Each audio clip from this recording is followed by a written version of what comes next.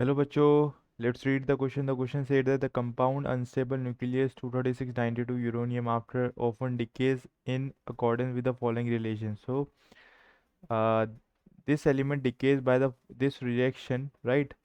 And during the reaction, the uranium nucleus fission splits into two smaller nuclei. The reaction is energetically favorable because the small nuclei have higher nuclear binding energy per nucleon, although the lighter nuclei have lower total nuclear binding energy because they contain fewer nucleons, right? Inside a nucleus, the nucleons, protons, and neutrons attract each other with a strong nuclear force, and all nuclei exert approximately the same strong nuclear force on each other. The force holds the nucleus together, and the strong nuclear force becomes important only when the protons and neutrons are very close together at intranuclear distance.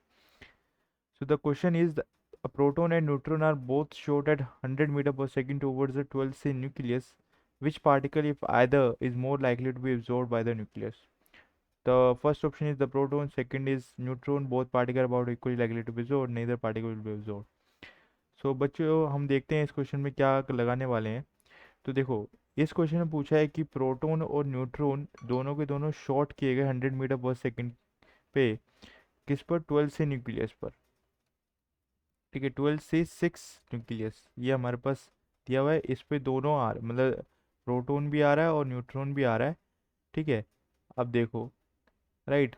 तो हमारे पास क्या possibility बनती है अगर हमारे पास proton ये absorb करता है. प्रोटॉन मतलब नंबर ऑफ एटॉमिक नंबर बढ़ेगा इसका, तो यानी कि हम क्या हो जाएगा, 12C7 हो जाएगा.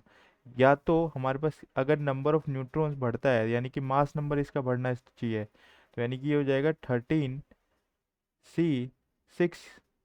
ठीक है, ये होना चाहिए. अब देखो, अब इसमें से कौन सा स्टेबल एलिमेंट होगा. स्टेबल एलिमेंट कहने का मतलब कि जिसका n/p का रेशो सो क्या हो, ज़्यादा हो, राइट. तो अगर हम देखें n/p का रेशो, इसमें नंबर ऑफ न्यूट्रॉन्स कितने हैं, 12 - 7, दैट मीन्स 5. और प्रोटॉन कितने हैं, 7. और सिमिलरली जब यहाँ पे देखें भाई, 13 - 6 कितना हो गया, 13 - 6 दैट मीन्स 7 अपॉन अपॉन 6.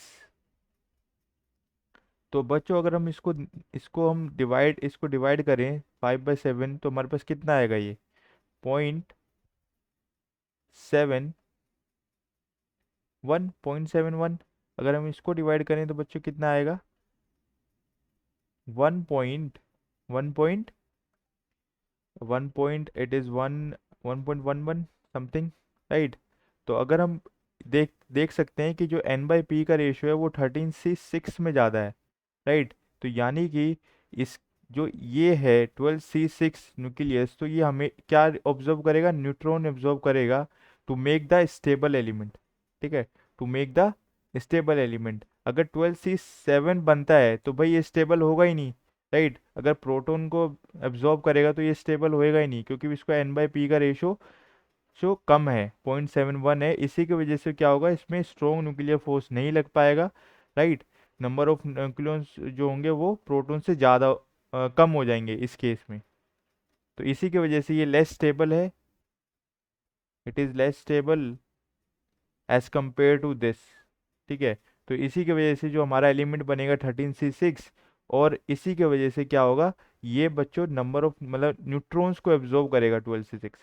अगर दो प्रोटॉन और न्यूट्रॉन को हम कुछ वेलोसिटी से भेजते हैं, तो बच्चों जो इसका आंसर होगा वो क्या होगा बच्चों, that is a neutron, right. So proton will be the incorrect, and the both particle ये भी इनकरेक्ट, और 4 तो हो गई इनकरेक्ट. सो बच्चों इसका जो आप ऑप्शन है वो क्या है, second number. Second option is correct. I hope you understood the topic and the question very well. Good luck.